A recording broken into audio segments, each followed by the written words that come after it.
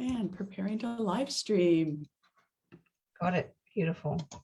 Hello, everybody, and welcome to the Omega Revolution.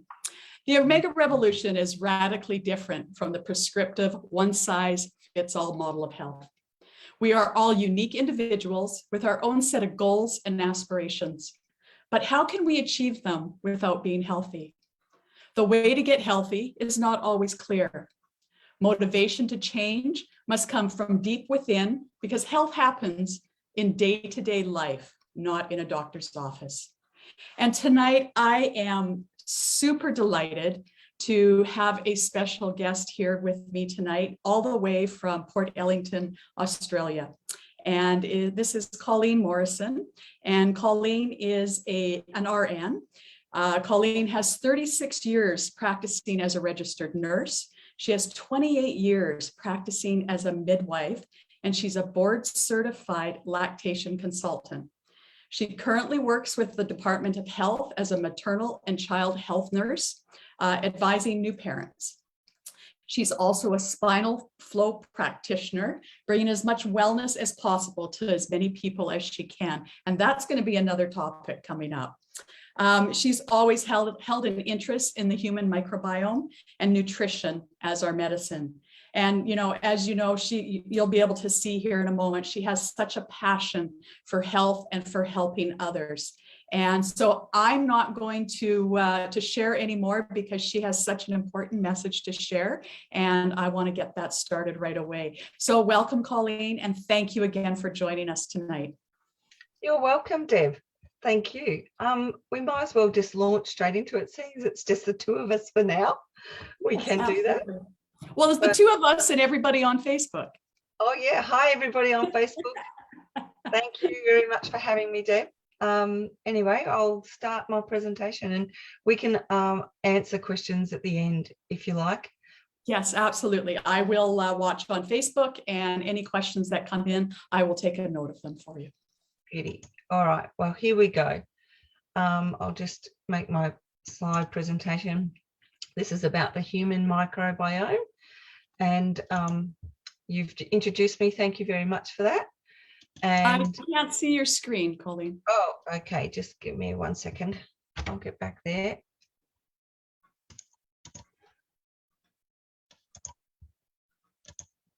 Share screen. Share. Okay. It'll help if I press the button. Perfect.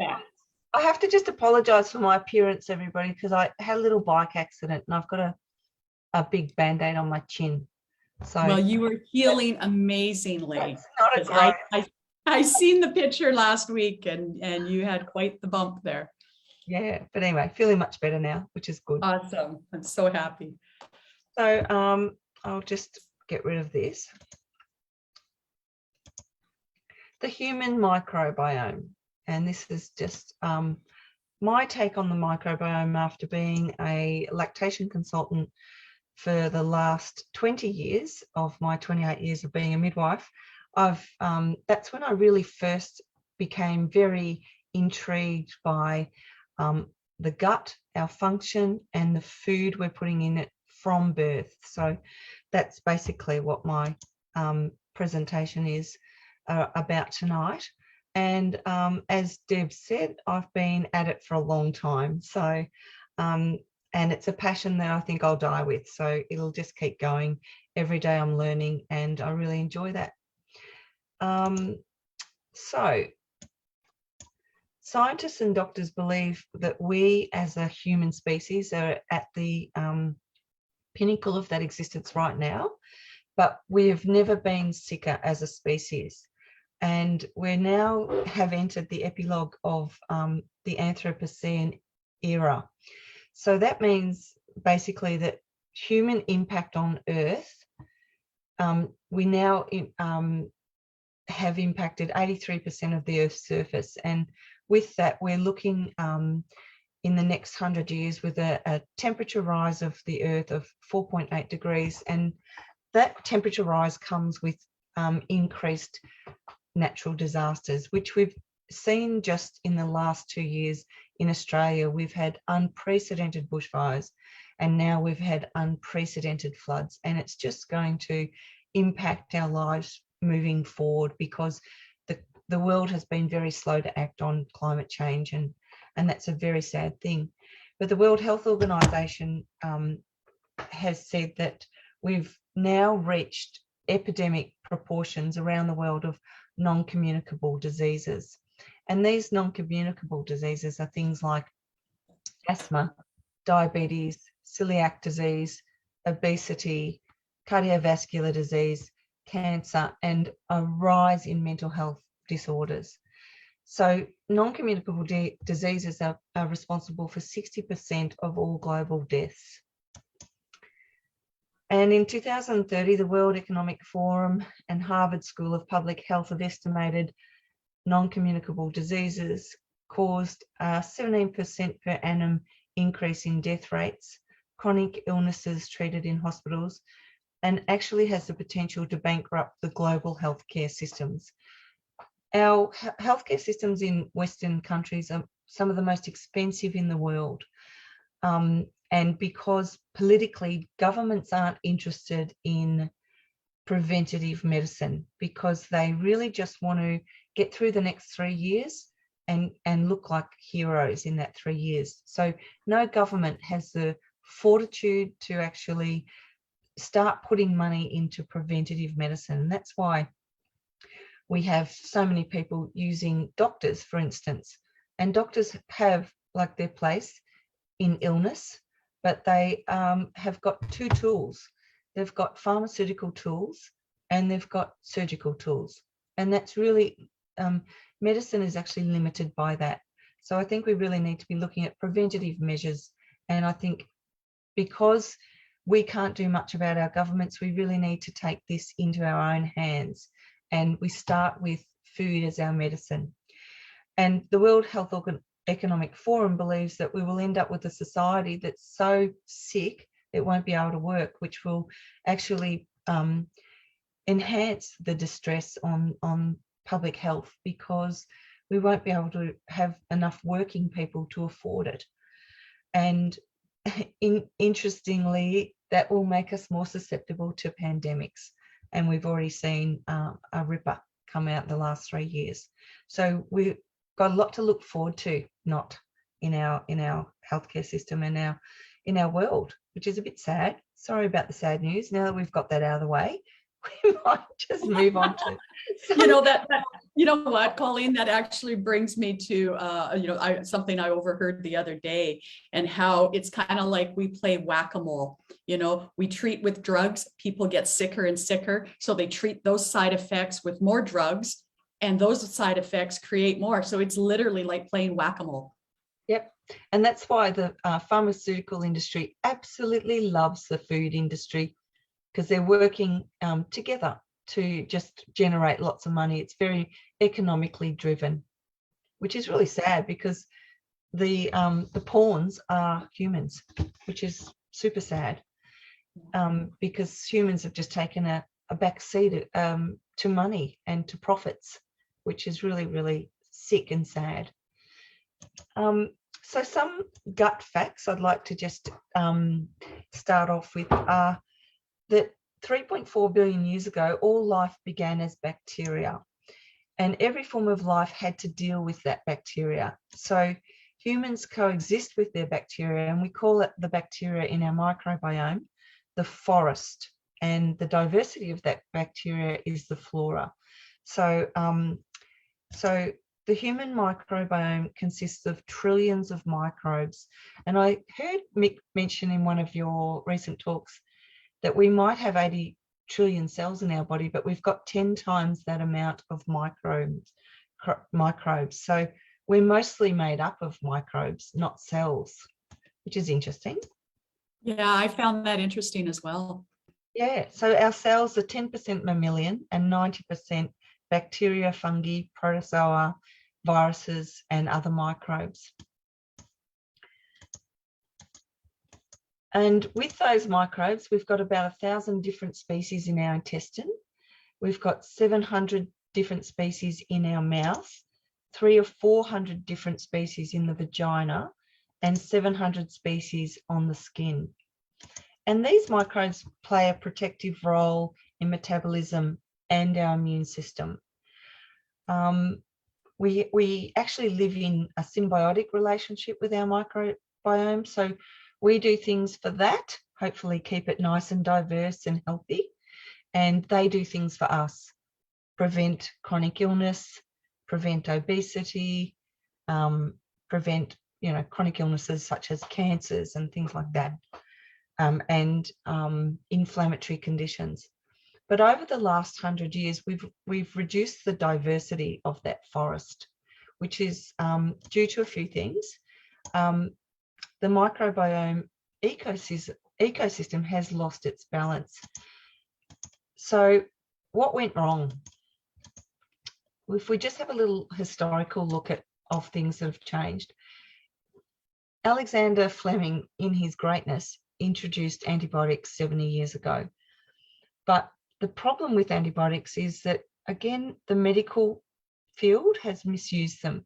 So GPs, on average, have really created our problem of our superbugs, because they've prescribed antibiotics for common colds, commonly.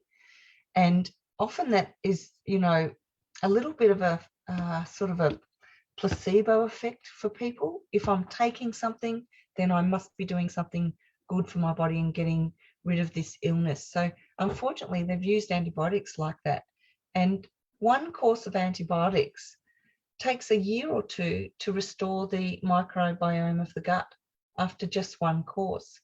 And it's not uncommon to hear children have like 10 courses of antibiotics before they're 5, and so this is just a wicked, insane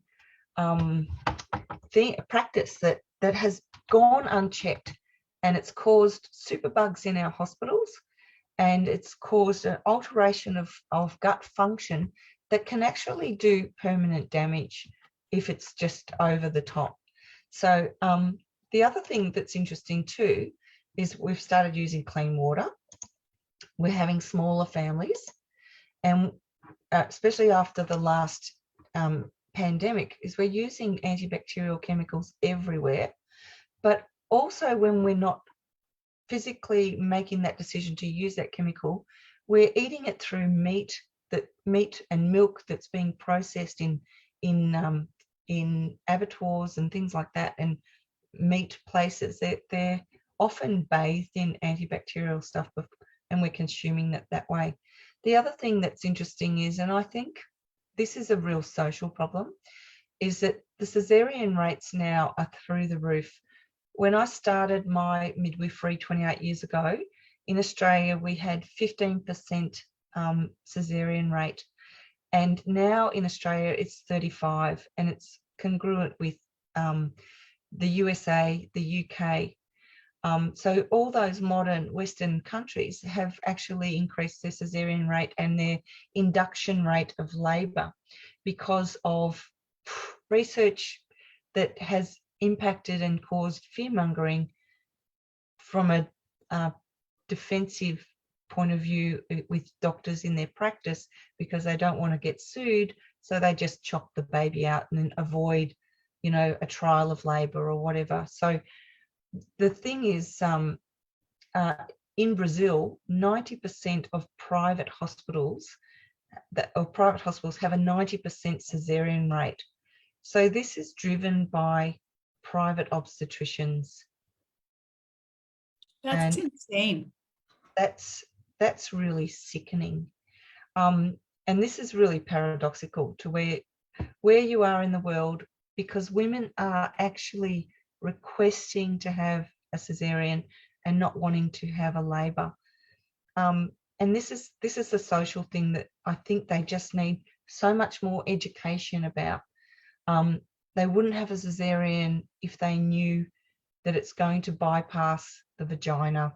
And I'll go on to talk about how important that is, the vagina. As I said before, remembering back to a couple of slides ago, where are all the variety of all these species? In our mouth, on our skin, in our gut, in our vagina. So by having a caesarean, you're missing out on 400 different species for starters. So the human microbiome begins well before birth, and there's small colonies of bacteria present in the amniotic sac, and it's possibly originated from the placenta. But the main seeding event is when birth happens through the vagina and the baby swallows that fluid and it goes into their gut. And weeks preceding birth, key species gather in the breast and the vagina. So these are the real most important species that are the trailblazers for, or the vanguard species of what's to follow in that baby's gut. The other thing that happens is during labour, there's a birth, and a special cocktail of bacteria is transferred from the mother to the baby in the birth canal, and the baby gets covered in and swallows that bacteria. And this microscopic process is critical for future health. So there's a hypothesis that Rodney Dietert, who is a professor of immunotoxicology at Cornell University, believes, and he calls this hypothesis the complete itself. And he believes that we're supposed to be 90% microbial from birth when we are healthy. And that has a capacity to break down nutrients and different environmental chemicals. And the next stage of microscopic transfer is skin to skin. So remembering back to that slide where 700 different species live on the skin, this is really crucial, skin to skin. And I often say to parents, as much skin to skin as possible from birth, and try not to pass your baby around in the first week of life to other people, because the baby will colonize their bacteria, and they really need to colonize it from the parents so that it acts as a protective thing for that baby. And the World Health Organization recommend exclusive human milk for the first 6 months until around about when they introduce educational food, but to continue breastfeeding up to 2 years and beyond. Now, sadly, the stats in Australia are pretty poor around breastfeeding. And even during the pandemic, we noticed that breastfeeding rates went up because parents were at home and they couldn't go anywhere. And as soon as the pandemic opened up the situation, we noticed on the maternal and child health lines that a lot more babies were being formula fed. And during the pandemic, sadly, there was no antenatal classes or education for the families, which really impacted breastfeeding in a positive way during the lockdowns, but not in a positive way when the lockdowns finished. Disrupting breastfeeding compromises the education of the immune system. So it's one thing to be seeded with at birth, but it's another thing to keep giving the baby human milk, because human milk contains over 200 human milk oligosaccharides. And these oligosaccharides, I'll go on to explain what they are in a second, but just to let you know that just one single bottle of formula can change the microbiome for that baby. So it has to do with the pH of the formula. And when it changes the pH, you can disrupt the whole microbiome. And it can take 2 weeks after just one bottle of formula to restore that microbiome to what it was.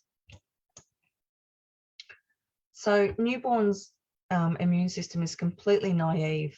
So it doesn't know what's safe and what's dangerous.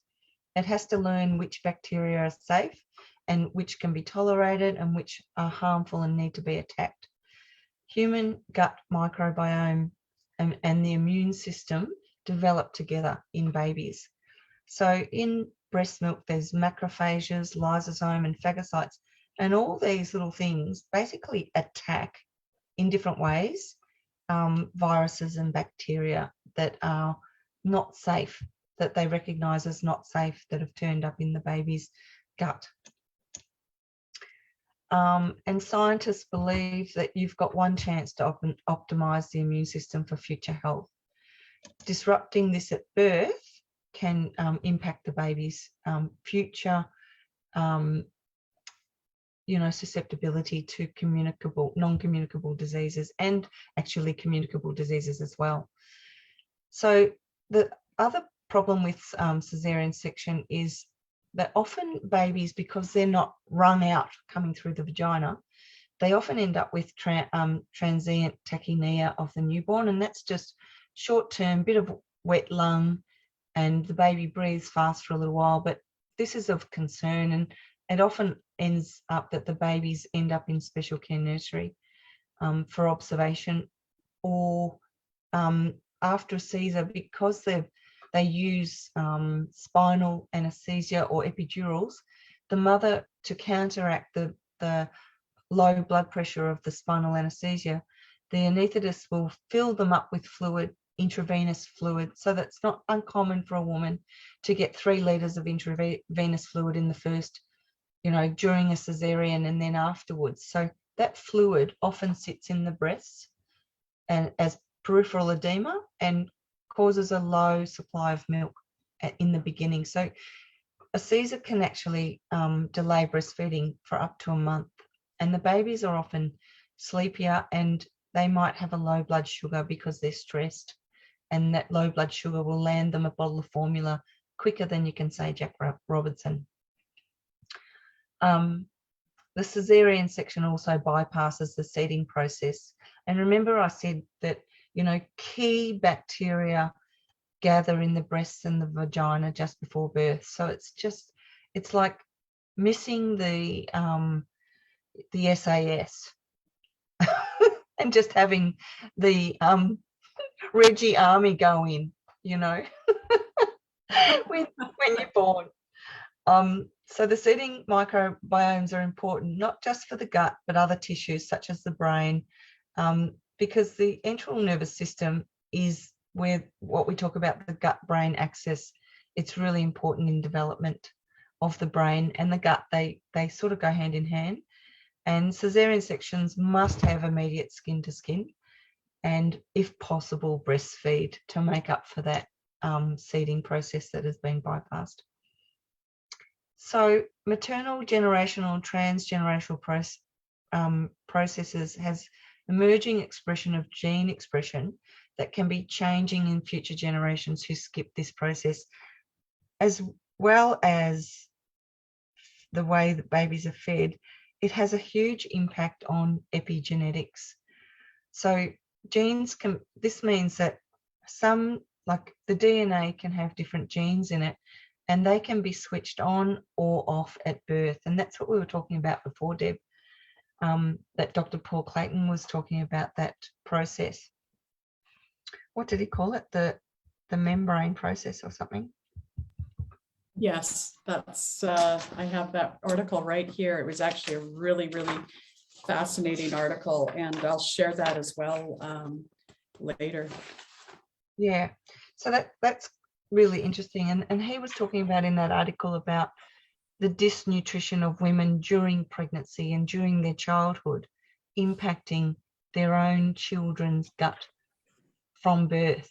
And not only that, there's just so many factors that can cause changes in that expression of the genes at birth. So there's also this, over the last 70 years, birth processes have changed, and they've just become, changed and not questioned. So there's been a huge increase in inductions and antibiotic use in labour. So you're knocking out that good bacteria in the mother's gut and in her breasts. Synthetic oxytocin used in labour and the type of birth have potential to change the epigenetics. And these are long-term effects. These are intergenerational, 100 years or more. In 2021, we're currently interfering with so many mechanisms in birth without really knowing the consequences. And there's, like what I was talking about before about those gene expressions, there's good evidence to support that you are what your grandmother ate. And that's what Dr. Paul Clayton was referring to. And there's been a multi-meta-analysis showed that half a unit of increased BMI across all populations of caesarean section children. But association is not the same as cause, but it's an interesting association. The BMI could also be for other reasons, and I think that's just something to keep in the back of your mind.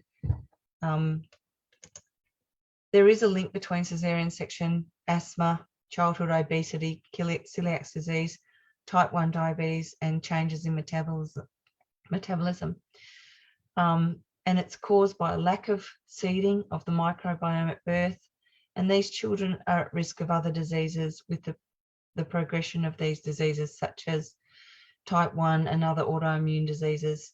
Asthma, could potentially be more prone to lung cancer later on. And there's a potential for huge serious health effects, not on the world leaders' agenda. Like I was saying before, it's just not on world leaders' agenda. It's not on politicians' agenda, how we give birth. I mean, I think women, and I know that you had that lovely thing on International Women's Day, but I still think women are disadvantaged because of the way that, like, if I reflect on our local healthcare system, they've changed the policies of birth so much so because funding doesn't come from maternity services. Funding comes from surgical services. So if maternity services are the poor cousins of the hospital, they cost the hospital money, whereas surgical services bring in revenue for the hospital. So they've cut models of care right down to women going home within 4 hours of birth now. But these women are going home without proper support with breastfeeding. They're rushed through, we have to get this baby out quickly, so let's induce this labour, speed the whole process up. So I think women are really getting duped. What a disadvantage. That's totally insane. Like, Yep. we all know that it's, it's big pharma and it's big money and it's the hospitals and all that, but 4 hours. 4 hours. That's 24 insane. hours. If you've had a Caesar, you get to stay in 1 night or 2 nights now in our local hospital. Wow.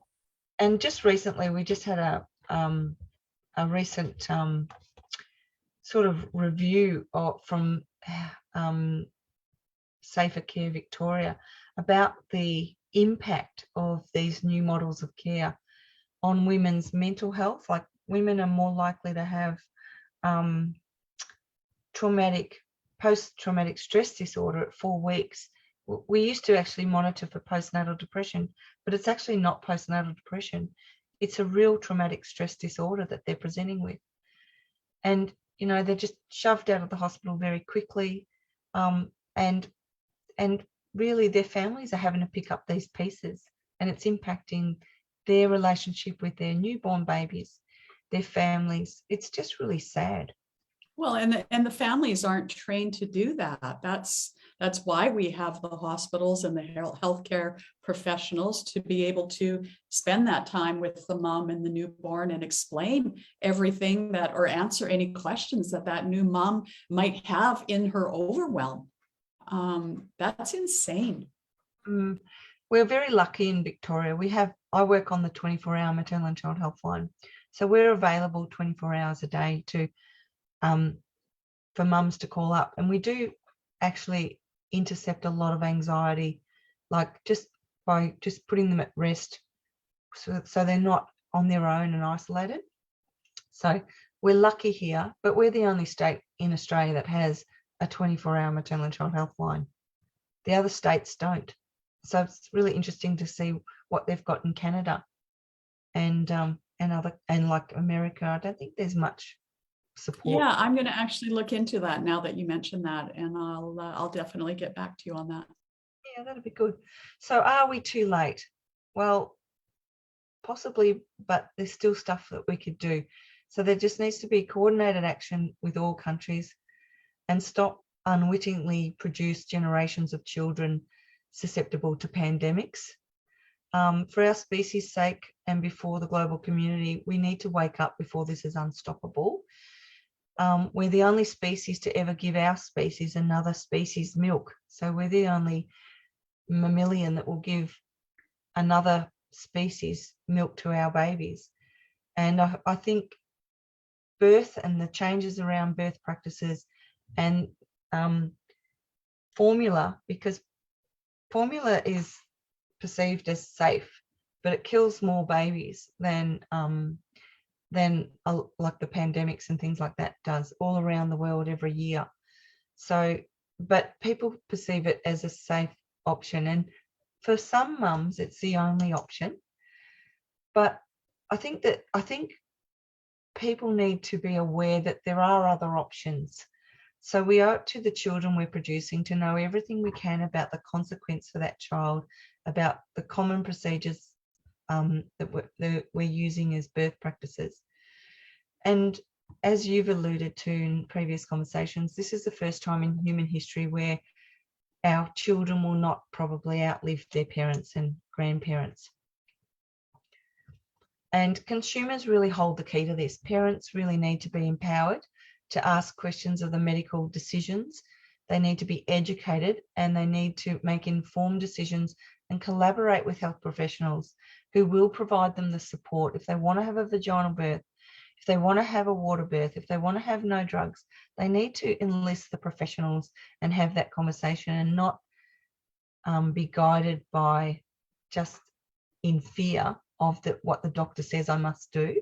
So a lot of the times as midwives, we act as advocates for women, and we often have to just, be that woman's voice for her and ask that question that she's not going to ask to the doctor. So obstetricians also need to stop instilling fear in women, because so many times I shake my head when I hear them saying, if you don't do this, your baby's at risk of dying. Well, hey, hang on, let's do it. Let's monitor it.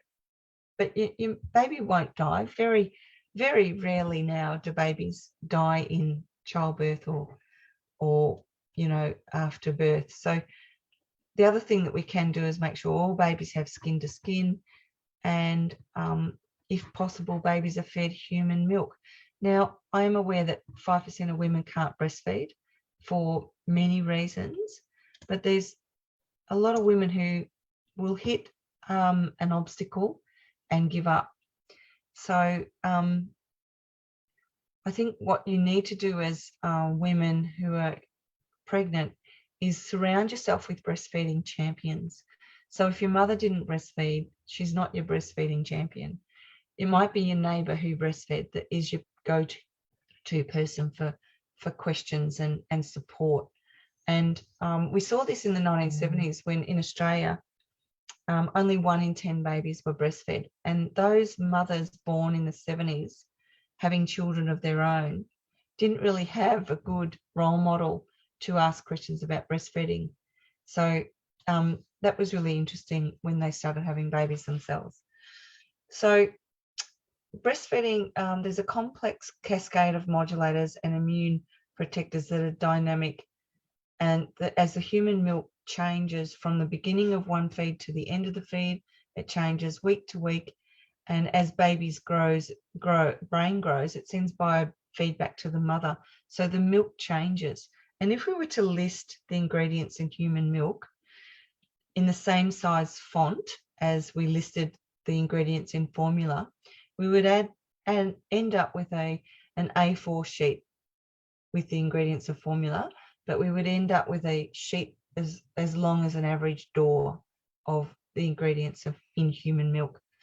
So human milk changes really a lot in the second year of life. That's why the World Health Organization recommend exclusive or human feeding till 2, because the milk produces more lysosomes, which are much more sensitive to the child's environment. And it's usually when the child starts going to childcare and picks up all sorts of things when they go there. And we've talked previously about 1 bottle of formula, what it can do. And look, weigh up the risk. If you can't breastfeed, maybe find a human milk donor for your baby before the birth in case you can't breastfeed. Get prepared, line someone up, know where you can get milk, but be very careful of buying human milk commercially, because there's people out there that are rorting that system, and you can't actually guarantee that you're getting human milk if you buy it online. So I think knowing a donor and forming a relationship and knowing, you know, their history is much better. Getting your child a pet, ensuring they eat off the floor, because we're too scared to let kids eat dirty food. I used to like the flower pots. Yeah, that's really important for their gut to eat dirt. So important. And don't over clean, don't sterilize everything. Eating dirt is wonderful, so let them get dirty. And starting the balance oil during pregnancy to start that immune system, giving it the best chance while the mother's pregnant and even while she's breastfeeding, for the to protect the baby's brain, heart, and immune system. And also, I think children, when they start having a diet, would benefit if they weren't vaginally born and breastfed. They would really benefit from having a good probiotic, or a prebiotic, actually, more importantly. But it's just all about knowing the risks. So, Deb, any questions? Okay. Yes, I do have a couple of questions. Oh, hang on here. My accent. I'll just get you to stop sharing your screen there for a moment. So you were talking throughout your talk, and I was taking some notes about the education of our immune system. And, you know, so that brings me to a question, you know, so if we disrupt the breastfeeding, that will compromise the immune system. So babies who are best breastfed have a better educated immune system. Breast milk contains those nutrients and antibodies that help to educate that baby's immune system, while formula does not. So this is one of the reasons why breastfed babies are less likely to get sick than formula-fed babies. Many women, as you have said, cannot breastfeed for a variety of reasons. Other than you mentioned, like a breast milk donor, what can they do to ensure their baby has the best chance possible at healthy development? Diet. And And so the diet of the mother as well as the diet of the child. well, not so much. If they're artificially feeding their baby, the diet of the mother is not really going to influence that baby, because it will while she's pregnant for sure. But when you said many women can't breastfeed, the actual percentage is 5%. So that's not really many in my book. Most women can, but I think they need to get the right help and manage the first 6 weeks, which are the hardest. But what can they do if they have to artificially feed? Well, in breast milk, there's over 200 human oligosaccharides, and these are special sugars that actually only feed the bacteria. They don't actually, they're not used as energy for the baby, but they're used to feed the bacteria. And when you feed the good bacteria, it increases in numbers and forms a more protective sort of for the baby. There's one formula, I think, in the world, and they've managed to get a few synthetic human milk oligosaccharides. So they're actually oligosaccharides that have been synthesized on the same structure with the same compounds and everything as human milk. And I think it's Nestle is the brand. And overseas, I think they've managed to have one formula product with 6 oligosaccharides in it. And in Australia, they've just introduced one that's got 2. And that's better than nothing. I mean, it doesn't compare to the 200 in human milk, but finding a formula with oligosaccharides in it would probably be really beneficial. Finding a formula with a good probiotic in it would be beneficial. But I think the Zinzino prebiotic, because you can't really have a probiotic. It's a bit useless if you haven't got a prebiotic. Okay, so I'm going to stop you there for a minute, because sometimes we get confused with the terminology of probiotics and prebiotics. And probiotics are the microbes themselves. They eat and incorporate and metabolize the prebiotics you ingest as part of your diet, correct? Yep. That's right. Okay, and prebiotics are nutritional constituents, I wrote this down, of plants that microbes themselves consume and process. So it's actually a carb found in pulses and legumes. I wrote this down because I knew this question would be coming, that cannot be digested, and it passes intact through the large bowel where it fuels the growth of the healthy probiotic bacteria. Correct. That's right. It's a Yeah. resistant starch, and it's just like when you plant lawn seed. If you don't water and feed it, the lawn seed won't grow. And that's what the lawn seed's the probiotics, and the water and the fertilizer are the prebiotics. Yeah, absolutely. And I just started reading this book here the other day, and I'll just share it here with you.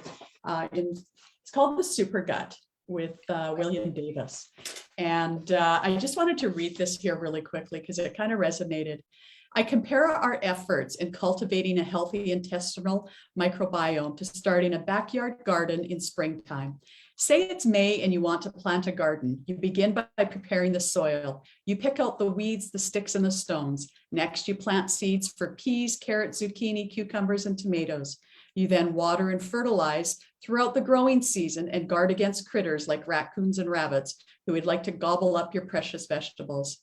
Give it a couple of months or so, and with proper care, you will get a bounty of vegetables to harvest, delicious salads, and healthy accompaniments to your meals. Efforts to cultivate an intestinal garden of microbes are very similar. We are going to prepare the soil, plant the seeds, then water and fertilize our inner garden. Yep. And that's what we've got. And we've got lots of them too. We do. Like, how many trillion of them do we have? But I think, part of that, we've become so depleted, and, what a disadvantage we have, with our young children, our newborns that are already starting out depleted. And, so it's important to, like you said, start with the balance oil. The other important one as well, obviously, is the xenobiotic that we have as well. And, that's an exceptional product. I know I've been using it myself here for quite a number of months. And I know it's now available in Australia as well. And it's just a fabulous product. And I've had quite a few people, that just start on it, and within days they're noticing differences. Fantastic. A lot of formulas too now have got omega-3s in them. But when they start eating a normal diet, I'd be giving my child omega-3s, because we just haven't got it in our food sources. No, so that's another part about the breastfeeding. When I was doing some research on this, there's a test here in Canada that we can test the breast milk to see how much DHA is in that. So that's fairly important too for mothers that are continuing to breastfeed, to make sure that their DHA levels are high. So, but a lot of people don't realize that, and they don't realize that your EPA and your DHA are essential fatty acids. And I think that's something that needs to be taught in our schools and even in our hospitals when you're taking your child home, that these are essential. Our body does not create them. We have to get them from an external source. And it has to be a quality external source. That's right. You can't just run down to a chemist and expect to get a fish oil that's going to be of any quality, because we know that it's just rubbish, and you might as well not waste your money. It's really important that women do take omega-3 while they're pregnant to protect their own brain, because the fetus is a little thief, and it just steals away all the DHA out of mum's brain to form his own brain. But it's really interesting, the chronic illnesses such as autism and things, when women have pregnancies successions close together, and they don't actually have big stores of DHA, their kids can develop atypically. Their brain can develop atypically, and that's what autism is. So it's neural atypical development, and that's exactly what autism and ADHD is. But just babies that are not breastfed are 5 times more likely to be admitted to hospital with gastroenteritis under the age of 2. They're 3 times more likely to have a urinary tract infection, an upper respiratory tract infection, and asthma and eczema. And they're twice more likely to get juvenile diabetes. So the way fat is metabolized very early in babies is really important. And that's why formula-fed babies can be more obese than breastfed babies. And that obesity can be a lifelong trajectory starting at birth. Right. And I was, that same article we were talking about earlier by Dr. Paul Clayton, which I'll post in the link here after. And I found that was something interesting. Heavyweight babies are victims of a different kind of malnutrition. Like you wouldn't think if you see a healthy, happy baby, you wouldn't consider that baby being malnourished. So that's where a mother's diet and her weight have created long-term or the gestational diabetes. Her raised blood sugar levels cross the placenta, but her insulin cannot. So the fetus must pump out its own insulin to keep its glucose levels somewhat under control. That's right. And that's why babies of diabetic mothers are 60% more likely to get diabetes themselves. Yeah. Yep. See, I never knew that. Maybe that's common knowledge, but you see that healthy, happy, large 10, 11 pound baby and you think, oh my, this baby's so healthy, but maybe not. Maybe not. And the thing we're seeing with children is a rise in non-alcoholic fatty liver disease. It's rising. That's interesting. Yeah, that's rising by, I think that's gone up about 25%. And that's got to do with sugar consumption. And sugar can be bread, anything that breaks down into a simple sugar, fruit, bread, all these things that people think are whole foods that are giving their kids, but they're actually processed food that's breaking down to sugar. So I think there just needs to be a lot more awareness around it. So, when we're talking to people about when they introduce solids to babies and they start off on the fruit purees, I always say to them, don't start with fruit. The baby, we evolved from apes. We will always eat fruit. Start with your savory vegetables. Start getting their palate used to other tastes because they'll always eat fruit. That's a no-brainer. You're not achieving anything. You think, oh, my baby eats so much fruit, and I don't think that's a good idea. Right. And myself, even as an adult, I prefer savory foods over sweet foods. Like give me a bowl of salsa and I'm all over it, or a bowl of guacamole, right? I take that over a bowl of ice cream any day. Yeah. And but that I probably didn't have a lot of fruit when I was a kid. You would have had one of the things. You would have had it seasonally on your. I've seen your raspberries and things. Yes, absolutely. So I just wanted to touch briefly, like Dr. Paul Clayton, we've talked about him a fair bit tonight, and he has several good books. So the one here, Strengthening Your Immune System, like this, I carry this with me in my briefcase wherever I go. This one here as well, Let Your Food Be Your Pharmaconutrition. I actually had to grab a new one this morning because the one that I was carrying in my briefcase I gave away. A poor person, it's all highlighted, it's all scribbled in, but I gave it away, so I had to start with a new one. And then, like I said, of course, I've just started reading this one here, The Super Gut, and it's a pretty fascinating book as well. And we're learning so much from science, so it's not just you and me, and our opinions. This is science, and as science learns and more research is done, that's how we learn. And so I just wanted to thank you again, Colleen, for taking the opportunity tonight to chat with us. And we know that we're on the cutting edge of a health revolution. We know that, and chronic diseases, especially those that are preventable through lifestyle changes, our food, our diet, are the next epidemic of our generation. So people desperately need guidance to find their way back for health. And sometimes they're scared to ask. They just don't know. They don't have anybody to ask. So, find somebody. If, I'll look and see if there's a hotline here in Canada for the mothers here, but reach out in your area to somebody or reach out to myself or to Colleen, and we'll find somebody that can help you and answer any questions that you have. We have access to Dr. McJordan as well. And, so anything that you have for a question moving forward, I'm going to leave this replay up, and I'll also create a YouTube link for it. So if anybody has any questions, please reach out to us. And, here we go. We have one on Facebook. Myrna's asking, are there any online classes that you offer? I'd love to do that. That's a great idea, Myrna. I've often thought about doing some antenatal breastfeeding classes, just to prepare people for labour and birth, and just to empower them. But maybe I better get cracking and write some up.